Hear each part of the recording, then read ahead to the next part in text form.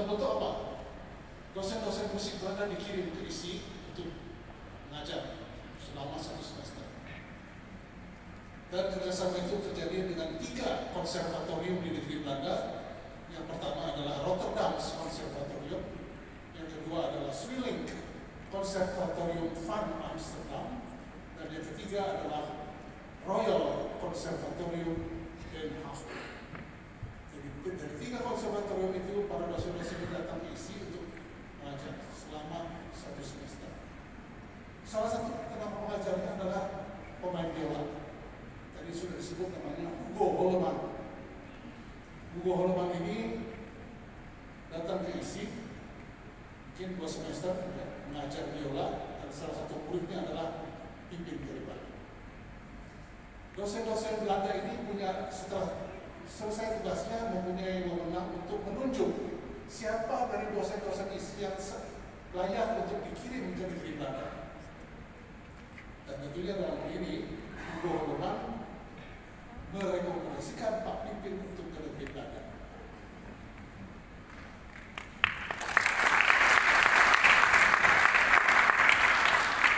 Mungkin ada dosen-dosen lain juga yang dikirim, tapi Pak Pipin ini berhasil dalam studinya, yaitu dengan gelar DM.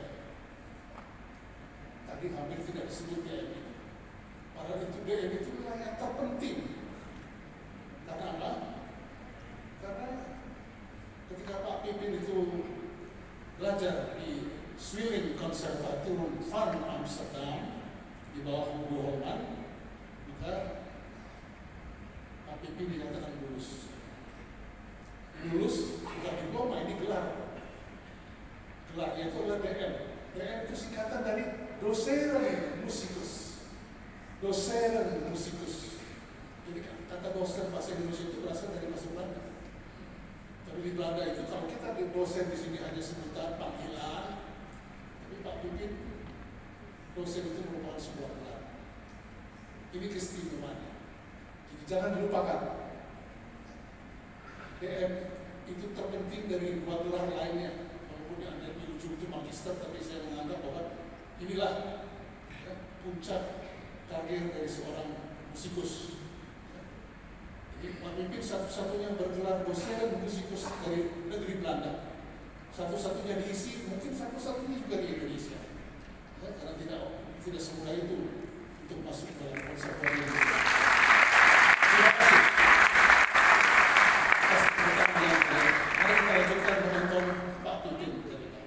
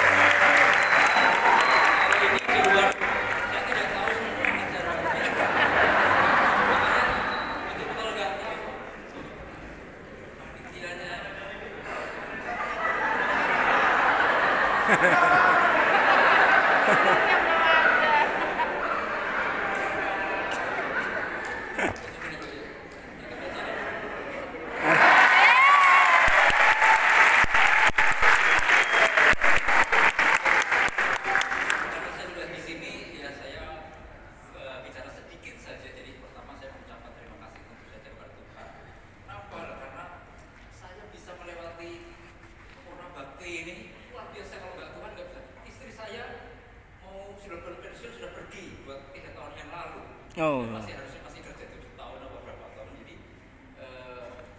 saya mengucap syukur sekali pertama itu. Kedua kepada lembaga. Tadi saya di belakang mendengar program tapi nggak begitu jelas. Mohon terima kasih sekali. Jadi kepada akademi Akademi Musik pertama, mantan ketua AMI yang menjadi dekan pertama di ISI. Tentu saja ada almarhum Pak Agus Rusli, Prof Ganap juga ini yang ada waktu itu ketua 1 ya Prof ya. Ya, ketua jurusan, makanya saya menjadi abdinya, pelayannya Prof Ganap. Karena kenapa? Karena almarhum Bapak pergi ke semua mesti pergi ke Jakarta. Nah, karena di Jogja pahit sekali, apalagi zaman betul, musik klasik nggak ada yang mau bayar. Kalau mau konser urunan betul. Jadi kalau kita bisa hidup itu karena kita ke Jakarta ngiringin EBIT GAD string section, Pak Singgih tahu ya gitu ya, ngiringin kita punya string section baru desain.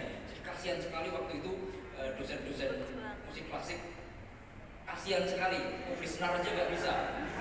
Betul sekali, itu sejarah. Lalu ada Nusantara Symphony Orchestra dari Profesor Dr. Kusmat Maja, itu mulai dibayar per datang 5.000, per main 75.000. Itu gaji kita juga 75.000 loh waktu itu, dapat hotel dan sebagainya. Jadi itu berikutnya tentu saja menjadi isi Yogyakarta. Saya juga sangat berterima kasih kepada Prof Bud Mokhtar mengirim saya atas rekomendasi beliau dan juga Prof Ganap dikirim ke Belanda.